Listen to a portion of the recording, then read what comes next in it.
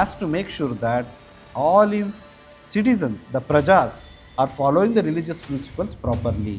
They are practicing Krishna consciousness. They are advancing towards the path of going back to Godhead. This is the one of the primary purpose of a Rajarshi.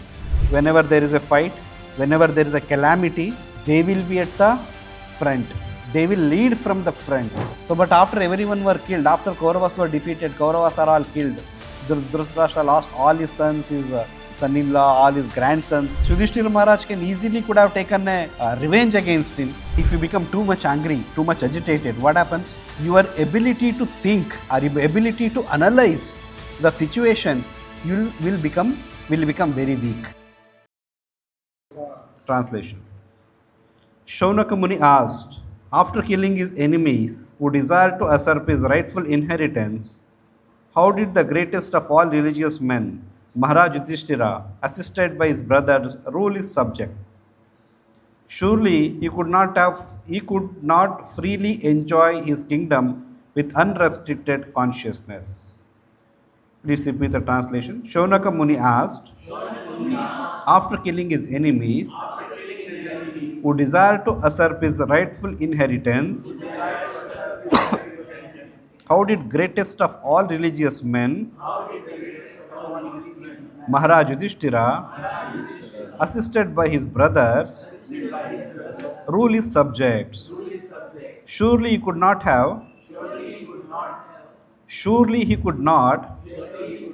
freely enjoy his kingdom with unrestricted consciousness. Purport. Maharaj Yudhishthir was the greatest of all men of religion. Thus he was not at all inclined to fight with his cousins for the sake of enjoying the kingdom. He fought for the right cause because the kingdom of Hastinapura was his rightful inheritance and his cousins wanted to usurp it for themselves. He fought therefore for the right cause under the guidance of Lord Sri Krishna, but he could not enjoy the results of his victory because his cousins were all killed in the fight. He therefore ruled over the kingdom as a matter of duty, assisted by his younger brothers. The enquiry was important for Shaunaka Rishi, who wanted to know about the behavior of Maharaj Yudhishthira when he was at ease to enjoy the kingdom. Thus ends the Bhaktivedanta purport. Om Jnanatimirandasya Jnananjanashalakaya Chakshurunmilitam Yena Tasmai Shri Gurave Namaha. Nama Om Vishnupadaya Krishna Preshtaya Bhutale Srimate Bhaktivedanta Swaminiti Namine Namaste Saraswate Deve Gauravani Pracharine Nirvishesha Shunyavadi Pashatya Desha Tarine Shri Krishna Chaitanya Prabhu Nityananda Shri Advaita Gadadhara Srivasadi Gaura Bhaktarunda Hare Krishna Krishna Krishna Hare Hare Hare Rama Rama Rama Hare Hare. So last chapter we discussed and we heard also about passing away of Bhishma Deva. So after Bhishma Deva left his body, so all the Pandavas headed by Krishna, they came back to, where did they all go? Hastinapura, their capital city. So after going to, they all went back to Hastinapura, and Maharaj Yudhishthir, as per the standard codes and royal principles, he started ruling the kingdom, so which were approved by his uncle Bhishma Deva and confirmed by Lord Sri Krishna. So now after returning, so now it's a starting of the new chapter, departure of Lord Krishna for Dwaraka. So this chapter in summary, it describes about once everything was settled down, Krishna expresses his desire to go back to his kingdom, Dwaraka. So in the beginning of this chapter, this verse, Shaunaka Rishi is inquiring from whom? He is inquiring from whom? Suta Goswami. So in this verse, he is asking Suta Goswami that Yudhishthira after being killing all his enemies included his own cousin brothers, who were desiring to usurp his rightful inheritance. Basically, they were not supposed to inherit that. It was Yudhisthira who was supposed to inherit this entire kingdom, but they were trying to take away that kingdom from Yudhishthir Maharaj and trying to rule irreligiously. That's why here the word used for these cousins and his enemies is Atatayino. Atva Swarikta Spruda Atatayino. Atatayino means aggressor. Where else Atatayino word is used? Where else it is used? Atatayino. First chapter Bhagavad Gita. To whom it is Atatayino means what? To whom it represents? Atatayino किसको बोलेंगे? किसको बोलते हैं? Yes. So even in the Bhagavad Gita, Arjuna uses this word Atatayino. Even though they are Atatayino means, the definition is, there are those who irreligiously or immorally try to take someone's property. Like here also it is mentioned, it is not Kauravas who were rightful inheritance, rightful owners of the kingdom.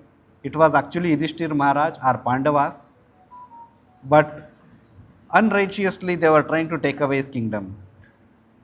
So they similarly, Arjuna uses the same word in the Bhagavad Gita. They are aggressor, I know. They are trying to take away our kingdom forcefully, even though they are not correct.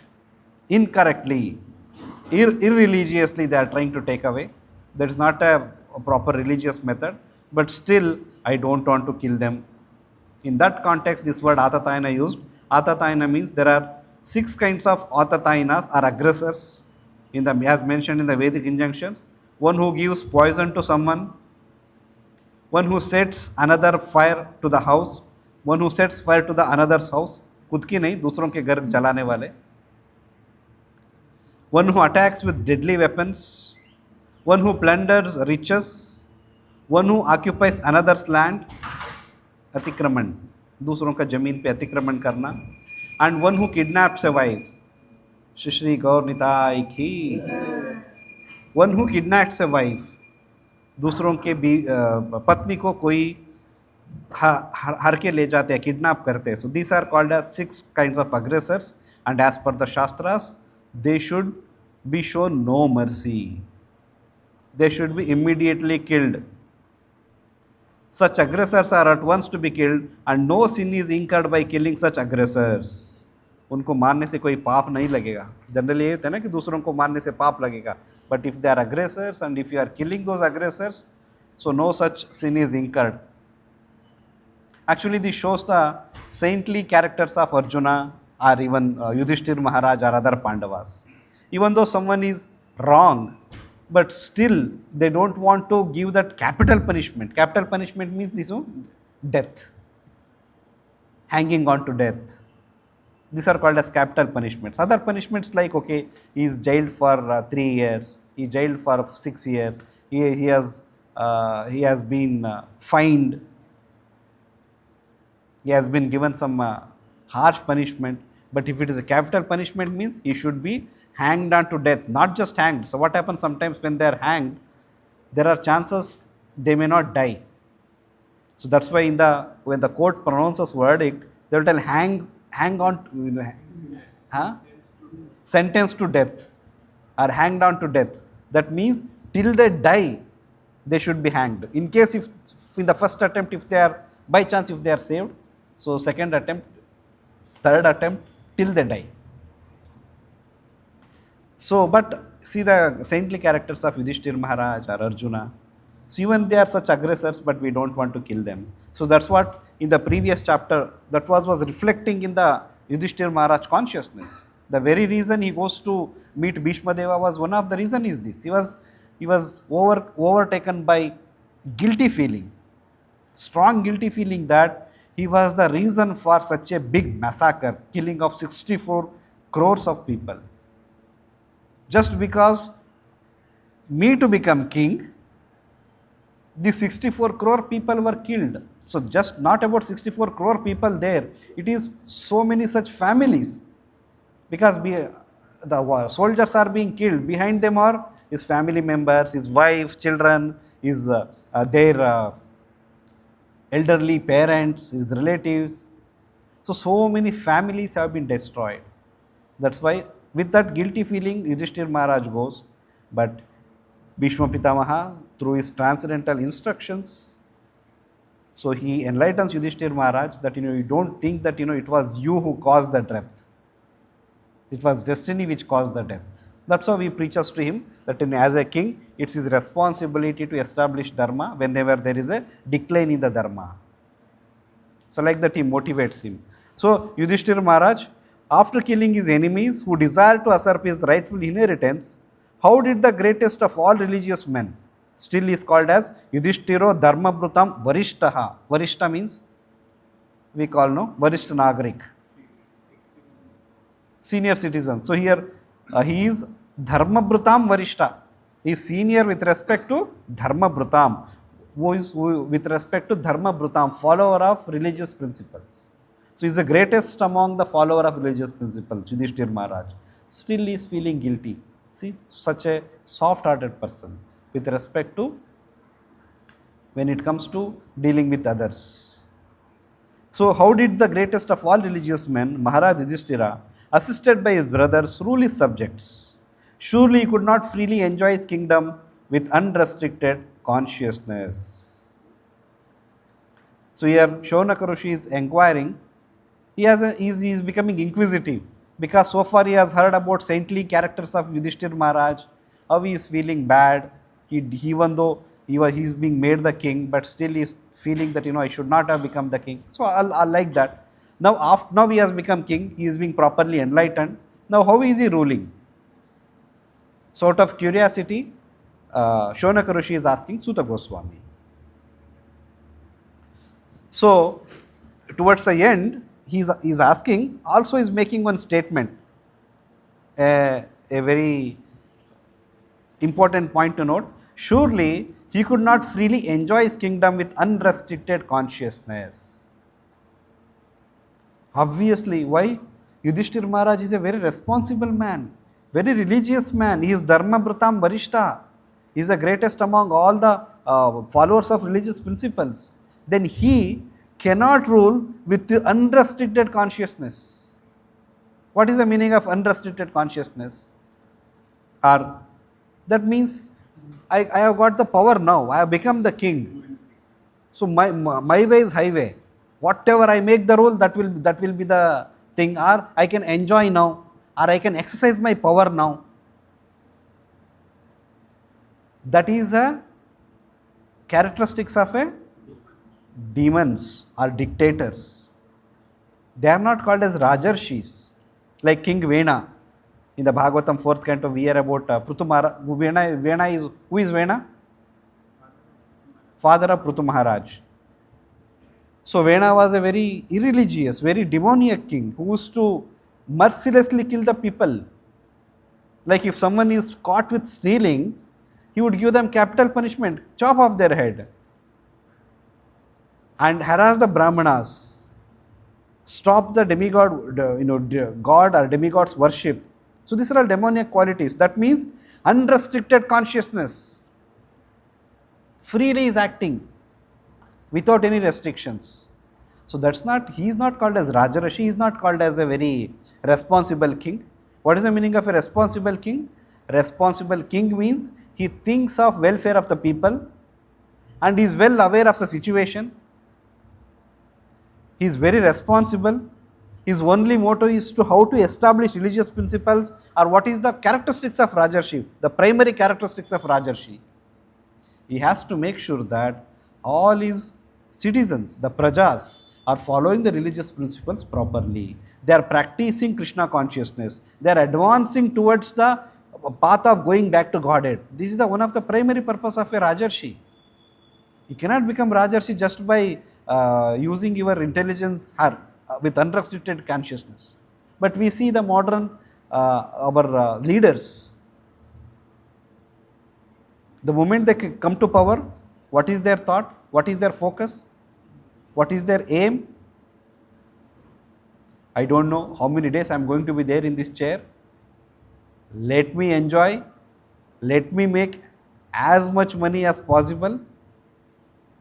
And then after that, we don't know what is going to happen, because they also know. So one politician, without naming the politician name, so in one of the conversation with us, he mentioned, Swamiji, like, if I don't take bribe, if I don't expect any extra money, how will I contest next election? I am there for a very short period of time. I have become so and so towards the end of the 5-year tenure. Now I have to fight next election. Also I have to satisfy so many people now. So without these things, how will I do? So this is the consciousness of a modern religious leader with unrestricted mind, unrestricted consciousness. Their only duty is how I can make money. But whereas Yudhisthira Maharaj is not like that kind of a personality where he is freely enjoying his kingdom with unrestricted consciousness. What is he doing? Prabhupada actually in the purport elaborates how Yudhisthira Maharaj was ruling the kingdom.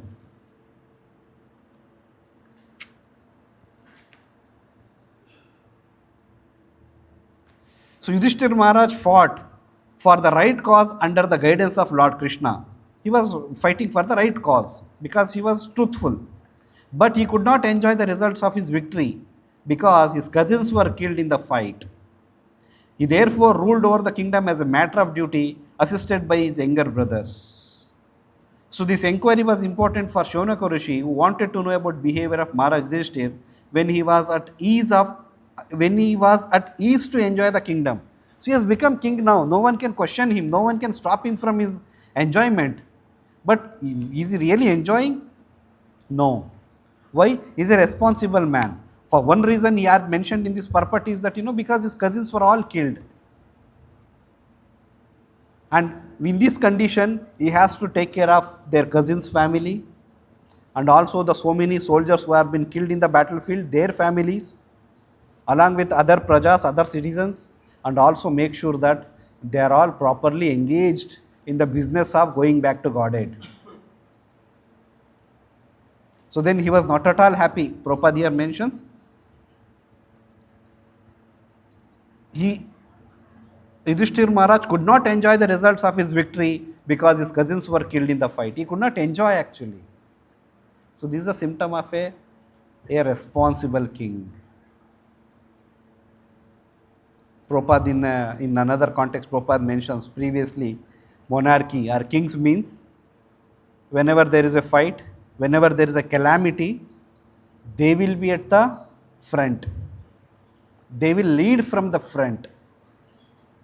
Now the modern politicians, what happens? The moment war is declared, the politicians all go under the bunkers. Bunker in the sense, the safe heavens or the safe place. And poor soldiers are sent for the fighting. Their soldiers also go, but headed by the ministers headed by the chief of the minister like Senapati, and then Senapati is directed by the king personally. Because they were responsible. They were not like, let us enjoy at the cost of others. This is not an ideal leader characteristics. So what is ideal leader characteristics? Prabhupada in one of the letter to his disciple, Prabhupada mentions a leader, a ruler means. See, in one sense, every one of us are leaders. Yes or no? Kaise? How? No, Prabhu, leader means there only one devotee who is like a senior, whether is a temple president or vice president or a temple commander. Yes, they are also leaders, but each and every individual is also a leader. Why? How come? Because you will have one or the other employees or your own preaching assistant in the case of devotees. If not, no, if no human beings are there, at least your senses are there. You have to control your senses. You have to control your mind. So that means we have to control something.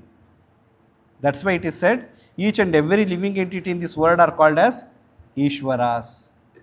Ishvara means controllers. Maybe very tiny controller. The capacity or the power may differ from individual to individual, but ultimately each and everyone is a leader and each and everyone is a servant. Even the senior most person also, the ideal consciousness, he thinks that I'm a servant.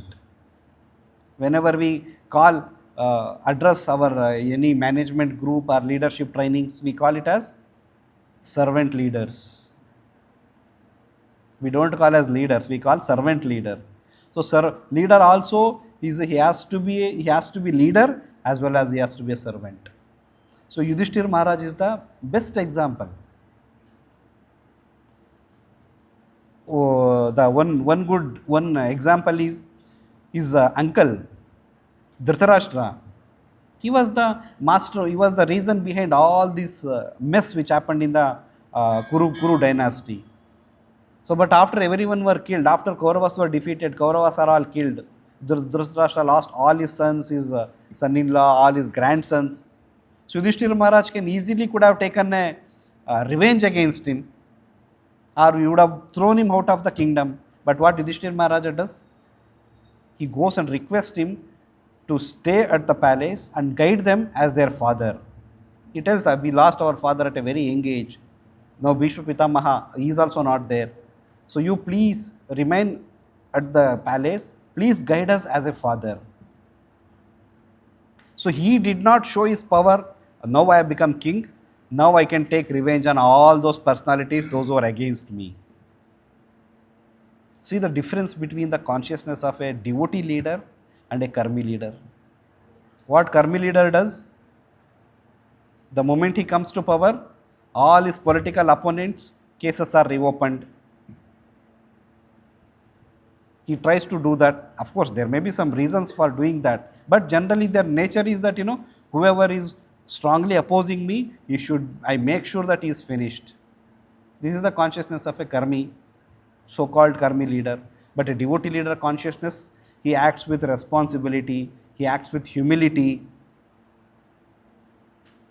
So he is requesting his uncle Dhritarashtra, you are a fatherly figure for us. Please help us, please guide us. So the great difference between the consciousness. As devotees, we should be developing these qualities: forgiving, humility, austerity. So that Prabhupada mentions in one of the letter that what are the characteristics or qualities a devotee should develop as a leader. So a leader must be peaceful, shanta, self-controlled, austere, pure, tolerant, honest, wise, learned and religious. So these are the ideal characters or qualities a devotee should develop, these which are required for a leader. And every one of us has to develop, because in the preaching mission we have to in one way or other we have to play the role of a leader. Maybe in a very small position, maybe in a big position, medium position, whatever it may be, but ultimately we have to exercise that. So for that, one has to be very peaceful. You cannot be a short temper, you cannot be too aggressive, you have to be peaceful. Why? It is said that when you are short tempered, at the moment something if you hear and you become excuse me,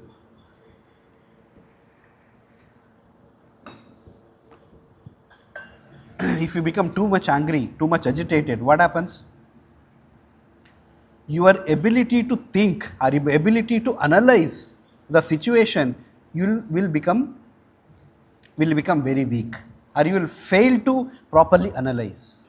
That's what Krishna in the second chapter says. Krodhat bhavati sammoha, sammohad smruti vibramaha, smruti vibrat buddhinasho, buddhinashat pranashyati. You are doomed. That's why it is said, when you are too angry or when you are agitated, don't make any decisions. And when you are too happy, don't give any promise. So why you should not make decisions? Because your decision making power, your analytical power is almost zero at that point of time. That's why a leader has to be peaceful and self-controlled. He has to control with respect to his senses, with respect to his emotions. Because leadership is not a easy job. Someone will criticize. Even though you are not wrong, someone will put blame on you.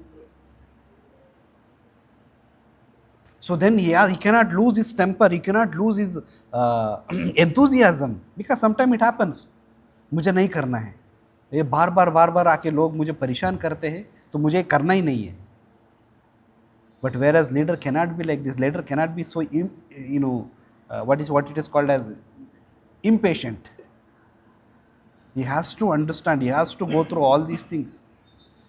Like best example is Lord Ramachandra. Lord, he was Supreme Lord himself, but playing a role as a king. So one washerman, one ordinary citizen, he criticizes that, I am not Ramachandra to keep a wife who was with some other man for so many days.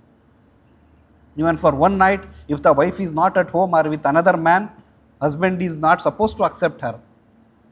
But he has kept, so I am not Lord Ramachandra. So Lord also went through that criticism.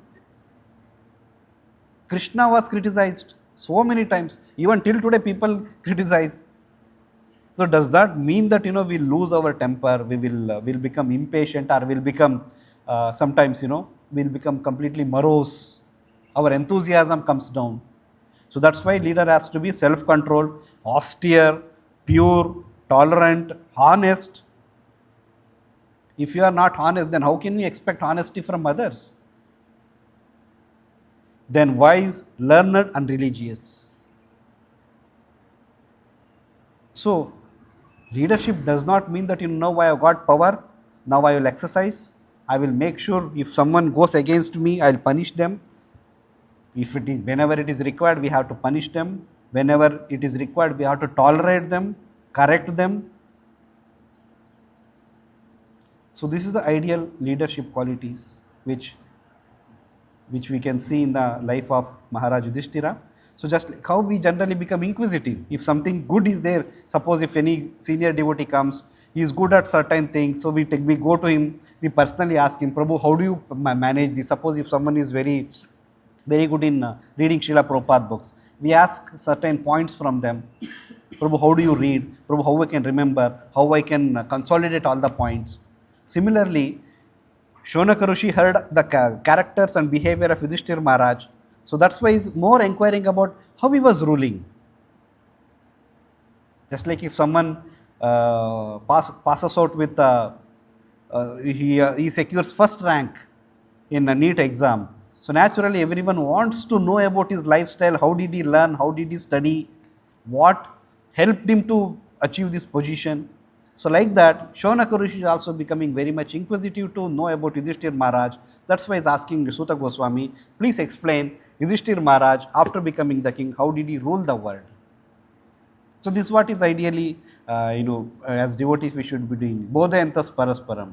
If any good quality is there in any devotee, we should see that, we should appreciate that, we should try to develop that while ignoring his weaknesses.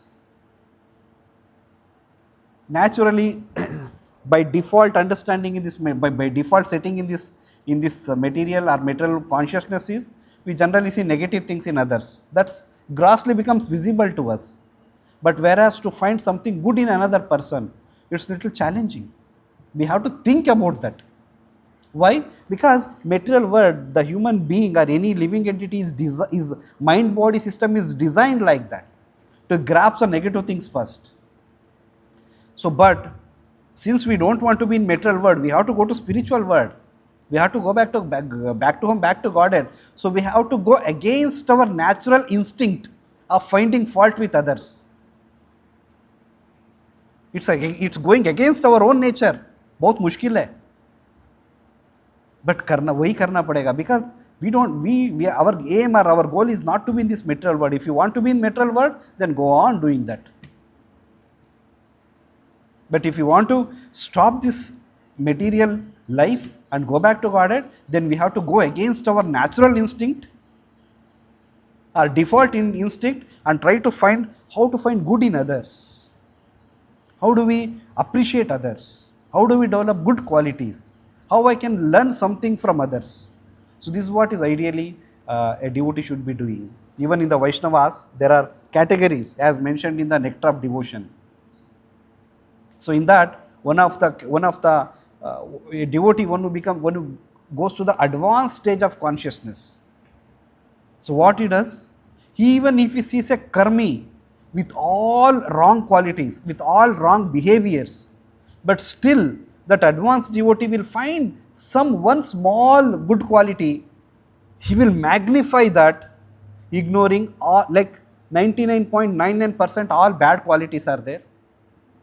There is only 0.1% good quality, but an advanced devotee, what he does, he will magnify that 0.1, completely ignoring this 99.99 bad qualities. So how we can see whether we are advancing? It's no need, someone need not have to come and analyze and tell you that you are an advanced devotee. We ourselves can understand how much we are able to see good in others. Maybe in some other class we can discuss about those qualities. It's mentioned in the Vaishnava qualities. So we have to develop those, because we have to stop this material life, right? By default it is like that. Suppose when you purchase any system, it comes with some default setting, default operating system. But if you want to enhance that, if you want to add some extra features, then you have to rework on that. You have to change the software sometimes. You may have to change the operative system, install right kind of applications, replace it with the right kind of operative system. So then what happens? Then you can achieve your desired result.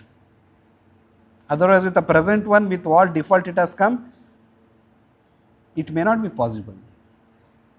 So that's why Shaunaka is becoming very much interested. He wants to understand. And also it is said in Bhagavatam, Yadyad acharati sreshta, tat tat eva itaro janaha, sayat pramanam kurute, loko yas tat anuvartate. So we should follow the Mahajana's path. And Yudhisthira Maharaj is the greatest of all the religious men. He is a Mahajana.